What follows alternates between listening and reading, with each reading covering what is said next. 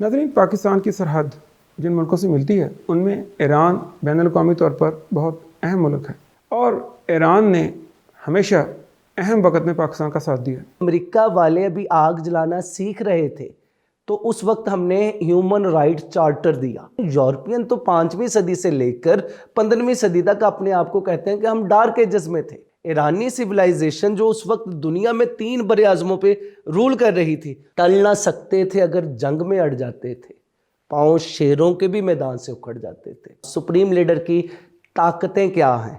بسم اللہ الرحمن الرحیم۔ معزز ناظرین، السلام علیکم۔ اے بی میڈیا کے پلیٹ فارم سے محمد سہیل ریاض آپ کی خدمت میں حاضر ہے۔ ناظرین، پاکستان کی سرحد جن ملکوں سے ملتی ہے ان میں ایران بین الاقوامی طور پر بہت اہم ملک ہے۔ ایک طرف ہمسایہ اور دوسری طرف مسلمان ملک ہونے کی حیثیت سے دونوں ملک انتہائی دوستی اور محبت کے جذبے سے جڑے ہیں۔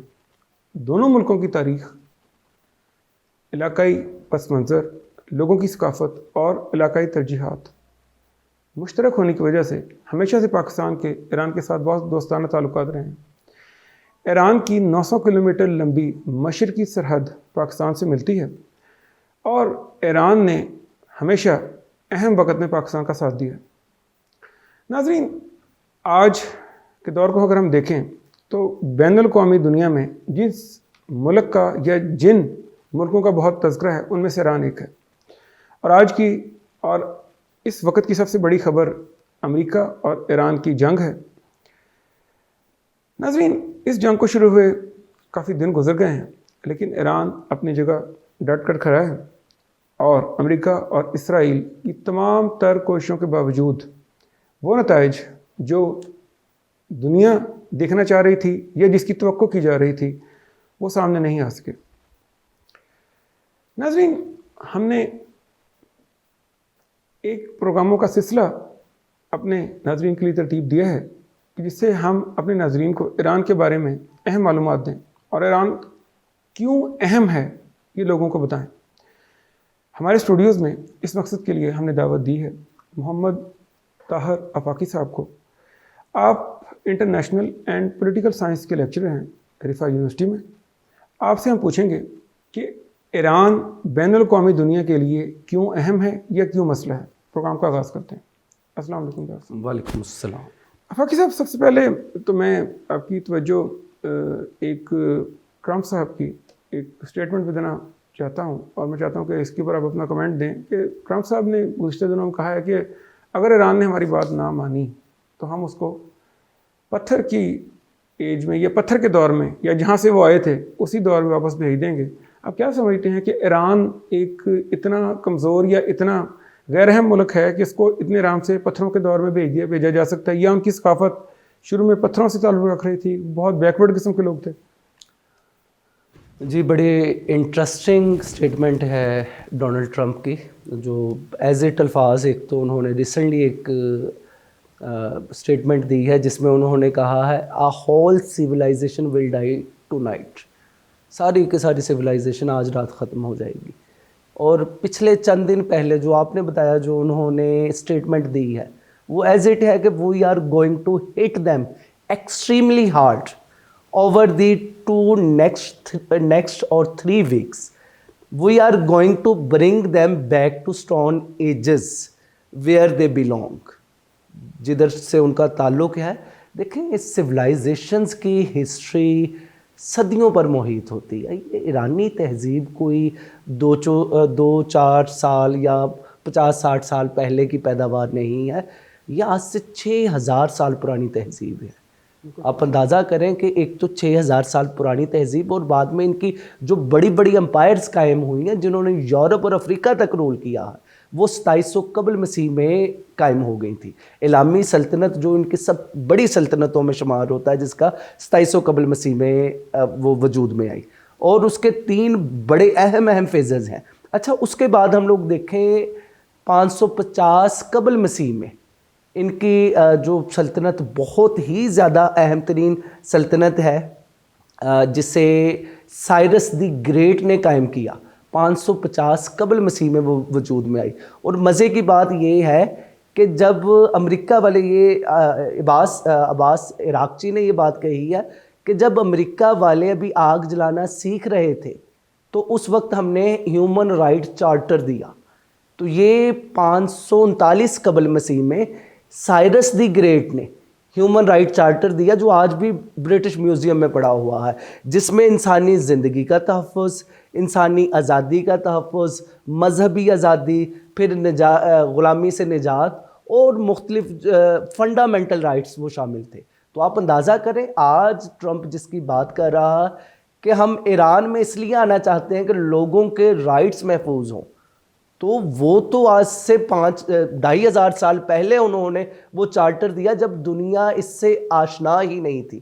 باقی اگر ہم لوگ سویلائزیشنل ایکٹیویٹی دیکھیں تو سویلائزیشن کے لحاظ سے تو یہ بہت رچ سویلائزیشن ہے. آپ ان کی گندیشہ پور یونیورسٹی دیکھ لیں, ان کے ساسانی امپائر میں تھا, یورپ, ہندوستان کے لوگ, افریقہ کے لوگ یہاں پہ پڑھنے آتے تھے. یہ دنیا کا پہلا ٹیچنگ ہاسپٹل تھا گندیشہ پور میں. ساسانی امپائر بہت بڑی امپائر ہے. پھر آپ دیکھیں کہ جب مسلمان آئے ہیں, مسلمانوں کے ادوار میں ابو علی سینا جن کی القانون فی الطب یورپ میں میڈیکل سند رکھتی تھی, 500 سال تک یورپ میں ان کی کتاب پڑھائی گئی ہے. پھر البیرونی بہت بڑا نام ہے, عمر خیام بہت بڑا نام ہے. یہ وہ لوگ ہیں جنہوں نے زمین کا سرکمفرنس معلوم کیا. تو پھر اگر شاعری کے لحاظ سے دیکھیں, فردوسی, جامی, مولانا رومی, سعدی, حافظ شیرازی, بڑے بڑے نام ہیں ایران کے. تو ایرانی سویلائزیشن تو بہت بڑی ہے. تو آپ امریکن سویلائزیشن جو اگر ہم دیکھیں ٹیکنیکلی تو یہ 1492 میں امریکہ دریافت ہوا ہے. تو اس وقت تو اگر دیکھا جائے, اور اگر اس سے بھی ہم پیچھے چلے جائیں, اگر امریکہ کی اوریجن ہم نے یورپ میں ہی تلاش کرنی ہے تو یورپ بھی اس وقت اندھیروں میں تھا. ایون یورپین تو 5ویں صدی سے لے کر 15ویں صدی تک اپنے آپ کو کہتے ہیں کہ ہم ڈارک ایجز میں تھے. تو یہ تو حقیقت میں پتھر کے زمانے میں تو خود تھے. ایرانی سویلائزیشن جو اس وقت دنیا میں 3 بر اعظموں پہ رول کر رہی تھی, تو اس کے لیے آپ اس طرح کے الفاظ استعمال نہیں کر سکتے. یعنی کہہ سکتے ہیں کہ یہ جو اسٹیٹمنٹ دی گئی ہے یہ صرف ایک وار گمک کہہ سکتے ہیں آپ اس کو, یا ایک ایسی ایک اسکیم دوسرے کو ڈاؤن کرنے کے لیے دماغی طور پر, جی نیچا دکھانے کے لیے ہے. اور سب سے بڑی بات یہ میں کہ یہ کہوں گا کہ یہ تنگ نظری ہے. بالکل ٹھیک, بالکل ٹھیک. فاقی صاحب یہ فرمائیں کہ کیا ایران ہمیشہ سے مسلمانوں کا مرکز تھا, یا شروع میں پہلے ایران میں دیگر کوئی قوم یا کوئی اور مذہب کے لوگ تھے؟ جی ایران کا جو قدیم مذہب ہمارے سامنے آتا ہے تو وہ زرتشت مذہب ہے ان کا. تو اس کی بھی تقریباً 2500 سال پرانی تاریخ ہے. اگر ہم تاریخ میں دیکھیں تو ان کی سب سے اہم سلطنت 2700 قبل مسیح میں الامی سلطنت تھی, اور بہت بڑی سلطنت تھی, اور اپنے دور کی ترقی یافتہ سلطنت تھی, اور دنیا پہ انہوں نے رول کیا تھا.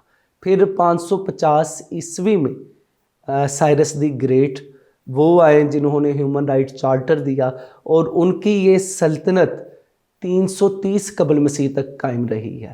اور اس سے انہیں فتح کیا گیا سکندر اعظم کی طرف سے. آپ کو یاد ہے کہ سکندر اعظم نے دارا کو شکست دی تھی 330 قبل مسیح میں. تو پھر ان کی پارتھین امپائر قائم ہو گئی جو کہ 224 عیسوی تک قائم رہی ہے. 224 عیسوی میں ساسانی امپائر وہ قائم ہوئی جو کہ 651 عیسوی تک رہی ہے. یعنی مسلمانوں کی آمد ہوئی ہے اور مسلمانوں نے انہیں فتح کیا. تو وہ بھی ایک بہترین تاریخ ہے کہ مسلمانوں کی آمد کے ساتھ کیسے کیسے مسلمانوں نے انہیں فتح کیا. لیکن یہ جو ساسانی امپائر تھی یہ بھی اپنے دور کی انتہائی طاقتور امپائر تھی. ان کے گندیشہ پور یونیورسٹی کا میں نے ذکر کیا ہے. علوم و فنون میں یہ اپنے دور کے جو ہم عصر تہذیبوں سے بہت زیادہ آگے تھے. رومی تہذیب, رومی اور ایرانی تہذیب دونوں ایک دوسرے کے آمنے سامنے تھے. مطلب ایک وقت یہ بھی آیا تھا کہ ایرانیوں نے رومیوں کے ایشیائی علاقے اور افریقہ کے علاقے ان سے چھین لیے تھے. اس کے بعد الگ بات ہے کہ رومی ان پہ غالب آئے, لیکن اپنے دور میں علمی لحاظ سے, تہذیبی لحاظ سے ہر لحاظ سے یہ ایک جدید اور جاندار تہذیب تھی. بالکل ٹھیک. تھوڑا اس میں آگے چلتے ہیں مزید. ایران میں مسلمانوں کی آمد کو آپ کب دیکھتے ہیں؟ کب مسلمانوں کی آمد یہاں شروع ہوئی ہے اور یہ پھر مسلمانوں کا گڑھ بن گیا؟ جی بیسیکلی تو اس کا آغاز ہوا ہے نبی صلی اللہ علیہ وآلہ وسلم سے، کہ آپ صلی اللہ علیہ وآلہ وسلم نے دعوت کے غرض سے مختلف ممالک کے حکمرانوں کو خطوط لکھے. اس میں خسرو پرویز جو کہ اس وقت ایران کا سربراہ تھا اسے بھی خط لکھا، لیکن آپ کو پتہ ہے کہ اس نے آپ صلی اللہ علیہ وآلہ وسلم کا خط چاک کر دیا تھا، جس پر آپ صلی اللہ علیہ وآلہ وسلم نے ایک پریڈکشن فرمائی تھی کہ جیسے میرا خط چاک کیا ہے ویسے ہی اس کی سلطنت چاک ہو جائے گی. 628 عیسوی میں اس کا قتل ہو گیا، خسرو پرویز کا قتل ہو گیا، اور آپ اندازہ کریں صرف اگلے 4 سالوں میں 10 حکمران ان کے تبدیل ہوئے ہیں. وہ جیسے خط پھاڑا گیا تھا نعوذ باللہ ویسے ہی ان کی سلطنت کا شرازہ بکھرا. لیکن پھر بھی یہ ظاہری بات ہے اپنے وقت کی سپر پاور تھی. تو 632 عیسوی میں حضرت ابوبکر صدیق کی خلافت قائم ہوئی. تو اسی دور میں عراق کی سرحد، عراق ان کا ہی حصہ تھا، کسریٰ کا حصہ تھا، ایرانیوں کا حصہ تھا. تو یہاں پہ مسنہ بن حارثہ انہوں نے ان کے خلاف خروج کیا. حضرت ابوبکر صدیق نے اس کی مدد کی اور اس نے کئی جنگوں میں ایرانیوں کو شکست دی. پھر حضرت ابوبکر صدیق رضی اللہ تعالیٰ عنہ نے حضرت خالد بن ولید کو بھیجا ان کی سرکوبی کے لیے اور عراق بعد میں ایران کی فتح کے لیے. تو حضرت خالد بن ولید نے 4 جنگوں میں، اور یہ بڑی بڑی جنگیں ہیں، ان میں ایرانیوں کو شکست دی. اس میں ایک جنگ ہے جنگ سلسل، زنجیروں کی جنگ سے کہا جاتا. اچھا اس میں آج کل ایک بڑا مشہور ٹاپک چل رہا، اس میں ایک جرنیل تھا ان کا، اس کا نام تھا ہرمز. ہرمز کہا جاتا کہ یہ ہرمز کے نام سے آبنائے ہرمز نام رکھا گیا. تو اس کا اس سے کوئی تعلق نہیں ہے کیونکہ یہ عراق والا حصہ تھا، وہ ادھر دور والا حصہ. وہ کیا گیم ہے، وہ اصل میں زرتشت مذہب میں اہرمن اور یزدہ، تو اہرموز، تو آبنائے اہرموز یہ نام تھا. تو اس پہ ان کا نام رکھا گیا، یعنی ان کا سب سے بڑا دیوتا اس کے نام پہ نام رکھا گیا. تو اینی وے حضرت خالد بن ولید نے ہرمز کو شکست دی اور یہ جنگ بھی جیتی. اور اس کے بعد یہ 4 جنگیں ہوئیں، 4 کی 4 حضرت خالد بن ولید نے جیتی. اور بعد میں حضرت خالد بن ولید کو روم کی طرف بھیج دیا گیا کہ وہاں فتوحات کریں. تو حضرت خالد بن ولید کا وہاں پہ ایک فقرہ جو تقریباً بہت زیادہ مشہور تھا وہ یہ تھا کہ انا فارس الجدید انا خالد بن ولید، میں وہ ہوں جس نے فارس کو تباہ کیا. تو یہ 4 جنگوں میں شکست کے بعد آگے 636 میں حضرت سعد بن ابی وقاص کی سربراہی میں 30,000 فوج حضرت عمر رضی اللہ تعالیٰ عنہ نے بھیجی. قادسیہ کے مقام پر 30,000 فوج کی 1,20,000 کی فوج کے ساتھ سامنا ہوا. رستم سربراہ تھا ان کی فوج کا، ایرانیوں کا جرنیل تھا. مسلمانوں نے ان کو شکست دی اور ان کا جو دارالخلافہ تیسفون یا مدائن، یہ دونوں نام لیے جاتے ہیں، دونوں ایک ہی شہر کے نام ہیں، اسے فتح کیا. یہاں بھی ایک بڑا مشہور اور خوبصورت واقعہ ہے کہ مسلمانوں نے جیسے ہی اس شہر میں داخل ہونا چاہتے تھے، پہلے دریائے دجلہ پڑتا تھا راستے میں، تو انہوں نے سارے پل توڑ دیا کہ مسلمان ادھر شہر میں نہ آ سکے. تو ایسے میں ایک بہت ہی جری اور بہادر سپہ سالار تھے ککا بن عمر. انہوں نے اپنے 600 ساتھیوں کے ساتھ دریا میں گھوڑے ڈال دیے اور بعد میں پھر ادھر ایرانیوں کی طرف سے بھی انہوں نے بھی دریا میں گھوڑے ڈال دیے اور دریا میں جنگ ہوئی تھی. تو یہ لیکن مسلمانوں نے فتح حاصل کی اور ایرانی یہ کہہ کے بھاگ گئے تھے کہ دیو آمدن دیو آمدن. اچھا یہ فتح ہوئی، اس کے بعد فتوحات اور ہوتی رہی. مطلب جلوان کا ایک جنگ جلوان ہوئی. جنگ نہاوند یہ آخری جنگ تھی، یہ 642 عیسوی میں ہوئی اور اس میں شکست کے بعد تقریباً ایران کے سارے علاقے آہستہ آہستہ مسلم سلطنت کا حصہ بنتے گئے. اچھا اس میں ایک بڑا انٹرسٹنگ واقعہ ہے. یہاں پہ ایران کا ایک شہر ہے، اس کا نام ہے بوشیر، شیر والا شہر. تو یہ یہاں پر مسلمان گئے تو وہاں کے لوگوں نے کہا کہ بھئی ہم آپ سے نہیں لڑنا چاہتے، جو بھی یہاں پہ آئے وہ اگر ہمارے شیروں کے ساتھ لڑ لے، انہیں شکست دے دے تو ہم ان کی اطاعت تسلیم کر لیں گے. تو could you believe کہ مسلمانوں نے شیروں کو شکست دی. اور علامہ اقبال کے الفاظ ہیں یہاں پہ टल ना सकते थे अगर जंग में अड़ जाते थे, पांव शेरों के भी मैदान से उखड़ जाते थे, तुझसे सरकश हुआ कोई तो हम बिगड़ जाते थे, तय क्या चीज़ है हम तोप से लड़ जाते थे, नक्श तौहीद का हर दिल पे बैठाया हमने, ज़ेरे खंजर भी ये पैगाम सुनाया हमने। तो ये मुसलमान थे जिनकी आमद हुई यहाँ पे। बिल्कुल ठीक, बिल्कुल ठीक। फाकी साहब ये फरमाएं, जो मौजूदा रियासत है ईरानी, इस वक्त इस हालत में जो ये रियासत है हमारे सामने आज, जिसको हम ईरान कहते हैं, ये कब कायम हुई है? अच्छा, ये सर मौजूदा रियासत की बहुत आप कह लें कि कदीम हिस्टोरिकल ग्राउंड्स हैं। तकरीबन आज से 500 साल पहले 1501 में मोहम्मद इस्माइल सफ़वी, उसने इस रियासत का आगाज़ किया। उनके एक बुज़ुर्ग थे शेख सफ़ीउद्दीन अर्दबैली, बुज़ुर्ग थे उनके जो तकरीबन 13वीं सदी के, तो उनके नाम पे ये सफ़वी एम्पायर बनी।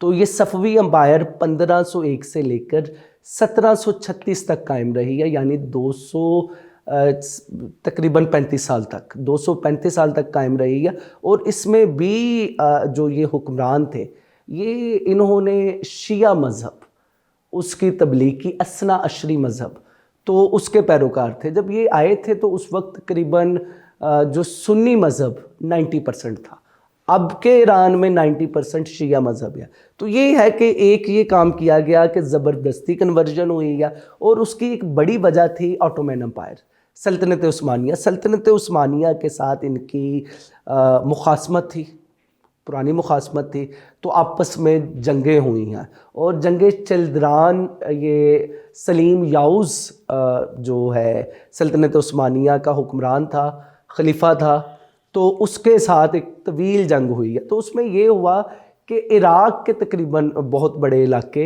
इराक़ तकरीबन सारा वो सल्तनत उस्मानिया के पास चला गया। आज का जो ईरान है ये तकरीबन उस टाइम ये बाउंड्रीज़ लग गई कि ये पहाड़ों के उस पार के जो इलाके हैं वो सल्तनत उस्मानिया के, और इस पार के इलाके जो है इनके सल्तनत ईरानियों के हैं। तो खैर ये सफ़वी एम्पायर ये तकरीबन 23 साल ये हुक्मरान रहे हैं।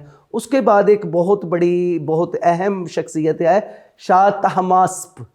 ये बादशाह, ये वो आपको याद होगा कि यहाँ हिंदुस्तान में हुमायूं, जब शेर शाह सूरी ने उसकी सल्तनत पे कब्ज़ा कर लिया था, तो हुमायूं भाग कर ईरान में गया था तहमास्प के पास।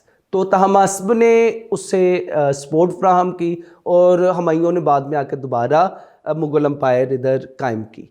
तो एक तो ये, इसके अलावा इस हुक्मरान ने, ये इसका तकरीबन 52 साल 52 ईयर तक इसने हुक्मरानी की, और उस्मानियों के साथ जंगें लड़ी, और कॉकस रीजन पीछे जो है उन इलाकों को फ़तह किया, और आज का तकरीबन सारा ईरान उसकी सल्तनत में शामिल था। अच्छा, फिर इनके दौर में एक हुक्मरान अब्बास आया, उसने भी इस सल्तनत को वसअत दी।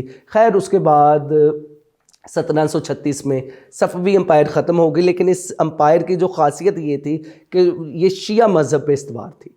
इसके बाद दूसरा ख़ानदान अफशारिया ख़ानदान आया। अफशारिया ख़ानदान आपने नाम सुना होगा नादर शाह दुरानी का। नादर शाह दुरानी अफशारिया ख़ानदान का हुक्मरान था। एक ही हुक्मरान है, उसके बाद ये ख़ानदान ख़त्म हो गया। लेकिन आप अंदाज़ा करें कि उस अकेले ने उस्मानियों को भी शिकस्त दी, वस्ती एशियाई ममालिक को भी उसने फ़तह किया, और बर सगीर को भी फ़तह किया। यहाँ पर दिल्ली पर उसने अटैक करके यहाँ दो चीज़ें जो बड़ी अहम, एक तो कोहिनूर हीरा और दूसरे नंबर पर तख्त ताउस, ये वो यहाँ से उठा के ईरान लेके गया। तो उसकी काफ़ी ज़ालिम हुक्मरान था। यही वजह है कि वो उसकी डेथ हुई है 1747 में। उसके बाद उसका बस बेटा 6 साल तक रहा, फिर ये सल्तनत ख़त्म हो गई, बल्कि 4 साल तक रहा। तो 1751 में जंद ख़ानदान आ गया। आगा करीम जंद, ये समझ लें कि ईरानियों का एक कह लें कि इंतहाई आला तरीन दौर है कि एक तो फारगुल बाली इन्होंने ईरानियों ने देखी, सुनहरी दौर इस लिहाज से भी कि जितनी भी मईशत थी उससे इंतहाई ज़्यादा मजबूत बनाया आगा करीम जंद ने। तो ये तकरीबन उसका 30-35 साल दौरे हुकूमत है, ईरानियों के लिए इंतहाई बेहतर था। اچھا پھر اس کے بعد اگلا جو خاندان قاجار خاندان آیا زند کے بعد. قاجار خاندان یہ 1791 سے لے کر 1925 تک رہا. یہ دوسرا طویل ترین دور ہے. اس دور میں ابتدائی تو 3 حکمران انتہائی طاقت کے ساتھ انہوں نے حکمرانی کی، لیکن اس کے بعد زیادہ تر حکمران وہ مغربی طاقتوں سے مغلوب ہوئے ہیں. مغرب نے یہاں پر غلبہ حاصل کیا ہے. خاص طور پر روس نے کوکس ریجن جو ہے اس کے 3-4 ممالک جو ان کے پاس تھے وہ چھین لیے. یہ پہلی دفعہ ہوا کہ ایرانیوں سے وہ علاقے ہمیشہ کے لیے چھن گئے، روس کا حصہ بن گئے. آرمینیا، جارجیا، تو اس طرح کے علاقے یا اب وہ آزاد ہو گئے ہیں. اس کے علاوہ جو اسی دور میں مشروطہ انقلاب، مشروطہ ریولوشن آیا ہے 1906 میں. 1906 میں یہ ریولوشن، اس میں پہلی دفعہ بادشاہی نظام کے ساتھ ساتھ مجلس یعنی پارلیمنٹ کا آغاز ہوا. عوام کی بھی سنی گئی، عوامی نمائندگان بھی یہاں پر آتے تھے. اچھا ایک کوشچن یہاں پہ کرنا چاہتا ہوں. جو ایرانی انقلاب ہوا ہے، جو بڑا جس کی بڑی شہرت ہے، اس کی وجوہات کیا تھیں اور اس کے ایران کے اوپر کیا اثر ہے جو آج کا موجودہ ایران ہے؟ ٹھیک ہو گیا. مطلب یہ وہی اس کی طرف آ رہے ہیں. یہ اگلا خاندان تھا پہلوی خاندان. آخری پہلوی خاندان کا مسئلہ یہ ہوا، یہ 1925 میں اس کا آغاز ہوا. پہلا رضا شاہ پہلوی اس کا حکمران تھا. اس نے یہ کیا کہ ترکی میں جیسے مصطفیٰ کمال نے جو ماڈرنائزیشن کی تحریک کا آغاز کیا، اس میں تمام اداروں کو سیکولرائز کر دیا، عورتوں سے پردہ چھین لیا. بلکہ انہوں نے بھی کشف الحجاب نامی ایک قانون پاس کیا تھا 1936 میں کہ عورتیں پردہ اتار دیں. بعد میں پھر ویسٹ کی جو ہے چیزوں کو زبردستی نافذ کیا گیا. ایک تو یہ کام کیا. پھر 1941 میں محمد رضا شاہ پہلوی آیا. اس نے ظلم و ستم کی پیک کی، لیکن ابتدا پہ تو اس کا یہ مسئلہ نہیں تھا.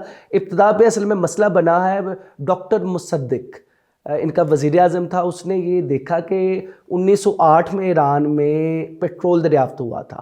برطانوی جتنی بھی کمپنیز تھیں پیٹرول کا منافع وہ سارا لے جاتی تھی، ایرانیوں کو بہت کم ملتا تھا. تو اس نے 1953 میں اسے نیشنلائز کر لیا تھا، پیٹرول کو نیشنلائز کر لیا، جس کی وجہ سے برطانیہ بہت غصے میں آیا. برطانیہ اور امریکہ کی CIA اور برطانیہ کی MI6 نے ایک آپ کہہ لیں کہ اندر خاتے ایک بغاوت کروائی اور ڈاکٹر مصدق ملک کا جو ہے تختہ الٹا اور بعد میں دوبارہ محمد رضا شاہ پہلوی کو لے آئے.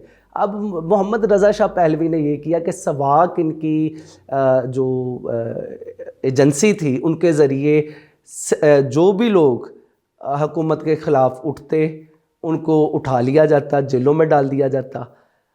جو اکانومی ہے وہ صرف اشرافیہ تک محدود ہو کے رہ گئی تھی، عوام بھوکی مر رہی تھی، اور باہر کے لوگوں کو امریکنز اور برٹشرز وہ یہاں کے تیل کی دولت کو لوٹ رہے تھے. تو عوام دیکھ رہی تھی. ایسے میں 3 طبقے، ایک تو مذہبی طبقہ، دوسرا جو اس وقت کے لیفٹسٹ، اور پھر سیکولر طبقہ، یہ تینوں کے تینوں شاہ کے خلاف تھے. لہٰذا آئے روز یہ شاہ کے خلاف اٹھتے رہتے. ایسے میں ان کے جو لیڈرز تھے ان کو بھی ملک بدر کر دیا گیا، جس میں امام خمینی بھی شامل تھے، ان کو بھی ملک بدر کر دیا گیا. تو عوام میں دن بہ دن غصہ بڑھتا جا رہا تھا. اور اس غصے پر پیٹرول کا کام جو کیا وہ 1978 میں شاہ کی جو فوج نے عوام پر کھلے عام فائرنگ کر دی، جس سے 80 لوگ مارے گئے. اب ایسا لوگ باہر نکلے کہ شاہ سے یہ لوگ قابو میں نہ آئے. یہی وجہ ہے کہ 1979 میں شاہ کو جنوری 1979 میں ملک چھوڑ کر ایجپٹ جانا پڑا، مصر جانا پڑا، اور یوں امام خمینی آئے اور یہاں پر انقلاب پورا ہوا. اور پھر بس کچھ ہی عرصے میں امام خمینی نے ایک آئین دیا 1979 میں ہی. اسے عوام کی 99.5% حصے نے اسے اپروو کیا، اور یوں موجودہ دور کا ایران اس میں انقلاب آیا. اور انقلاب کی جو جڑیں تھیں وہ ظلم و ستم تھا شاہ کا، اور بعد میں یہ آئین، اور اس آئین نے ایک مضبوط ایران کی بنیاد رکھی۔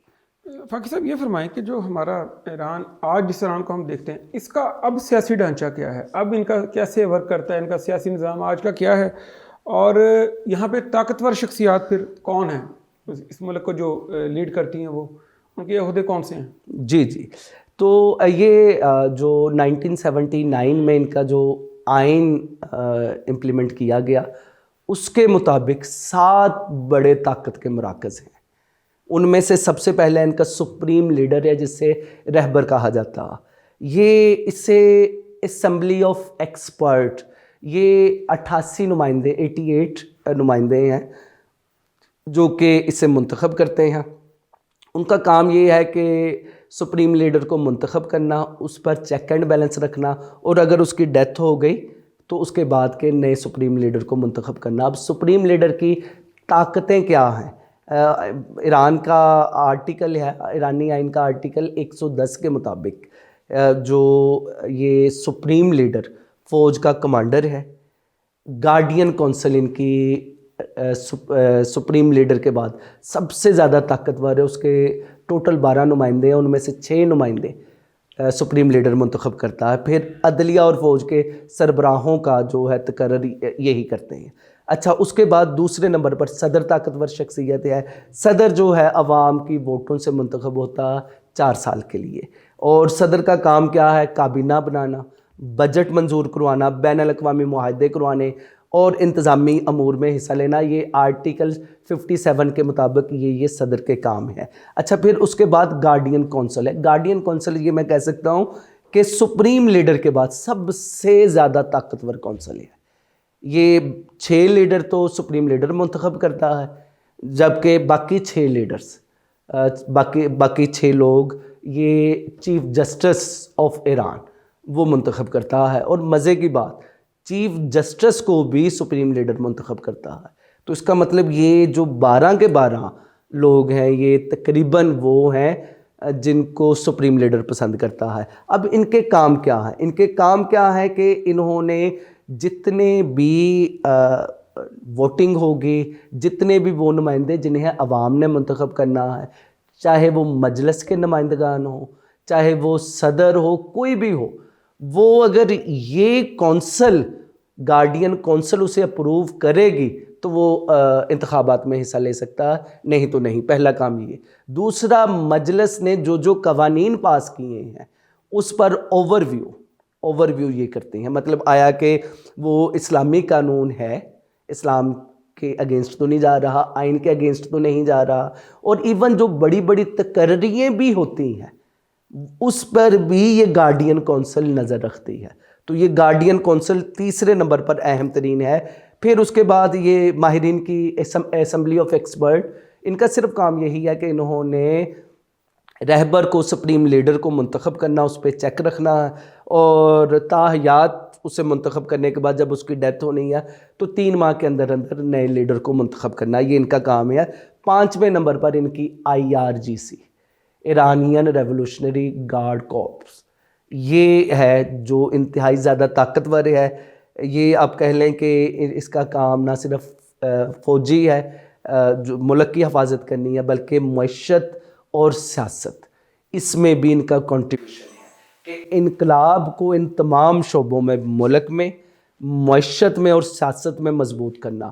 ایسے عناصر جو کہ رد انقلاب کے حامی ہیں ان کو جو ہے سیاست سے نکالنا، تو یہ ان کا IRGC کا کام ہے۔ پھر سپریم نیشنل سیکیورٹی کونسل جو کہ صدر کے انڈر ہوتی ہے، ملک کی خارجہ پالیسی ترتیب دینی، اور فردر یہ ہے کہ دوسرے ممالک کے ساتھ کیسے تعلقات رکھنے ہیں، اور دفاع کے لحاظ سے کس ملک کے ساتھ کون سی پالیسی بہتر ہے، کون سی پالیسی نہیں بہتر ہے، یہاں پر فیصلہ ہوتا ہے۔ اور پھر آخر پہ جو ان کی مجلس ہے، مجلس جو پارلیمان، یہ 290 نمائندوں پر مشتمل ہے۔ پاکستان کی 336 نمائندوں پر مشتمل ہے، ان کی 290، لیکن ان کی یونیکیمرل لیجسلیچر ہے، یعنی یک ایوانی مقننہ۔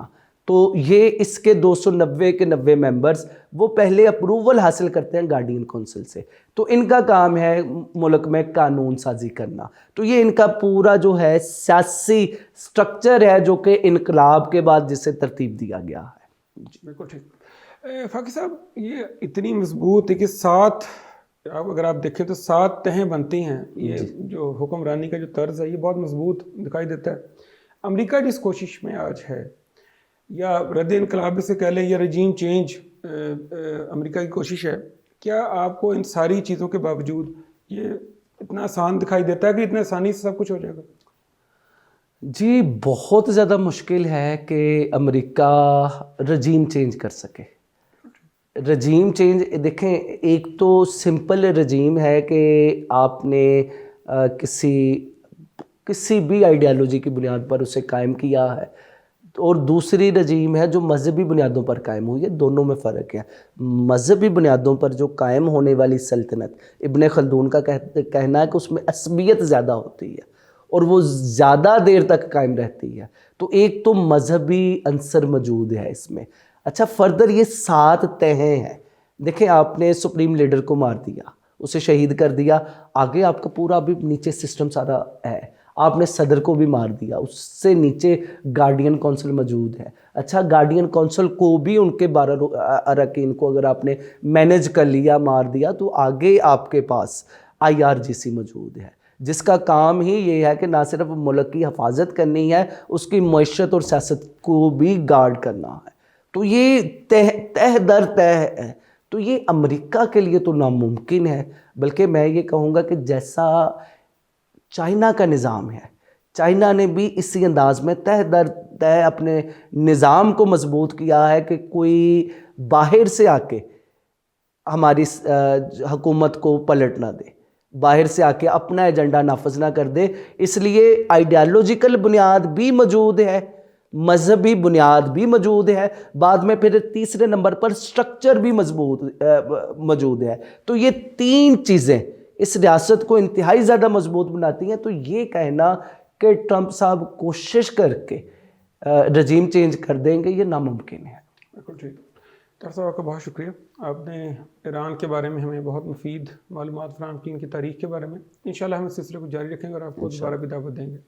इसके साथ ही नाज़रीन, हमारे आज के प्रोग्राम का वक्त अब ख़त्म होता है। ताहर फाकी साहब ने हमें बहुत तफसील के साथ ये बताया है कि ईरान सिर्फ एक मुल्क का नाम नहीं है, बल्कि एक मुकम्मल तहज़ीब है जिसकी जड़ें सदियों पर फैली हुई हैं, और एक ऐसा खित्ता है जो कि इल्मी अदबी लिहाज से बहुत ज़रखेज़ है। नाज़रीन, पाकिस्तान और ईरान 2 इंतहाई करीबी दोस्त मालिक हैं। ईरान ने जंग हो 65 की या 71 की, पाकिस्तान की इखलाकी हिमायत की। यही वजह है कि आज आप देखते हैं कि जिस दिन से ईरान के ऊपर अमरीकी और इसराइली हमला हुआ है, पाकिस्तान की तमाम सियासी जो लीडरशिप है और अस्करी लीडरशिप, वो इस कोशिश में लग गए कि किसी तरीके से इस जो तनाज़ा है इसको रोका जा सके। और इस सिलसिले में वज़ीर-ए-आज़म पाकिस्तान मोहतरम शहबाज शरीफ साहब और फील्ड मार्शल आसिम मुनीर साहब की काम की जितनी भी तारीफ़ की जाए कम है। और हालिया जो कल ही माहदा 2 हफ्ते की जंग बंदी का हुआ है, अगर उसमें सिर्फ एक मुल्क अगर पूरी दुनिया में से सबसे आगे है तो वो है पाकिस्तान। तो ये वो मुख्तसर तारुफ था ईरान का जो हमने अपने आज के प्रोग्राम में आपके लिए पेश किया। हम इंशाअल्लाह ताला इस सिलसिले को जारी रखेंगे और ईरान की दीगर जो सलाहियतें हैं और दीगर जो इसके अमूर हैं उसको भी आप तक उसके बारे में मुफीद मालूमात आपसे शेयर करेंगे। अपने अज़ीज़-ओ-क़ारब, अपने दोस्तों, सबका ख्याल रखिएगा। आइंदा इसी सिलसिले के अगले प्रोग्राम के साथ फिर हाज़िर होंगे। तब तक के लिए इजाज़त। अल्लाह हाफ़िज़।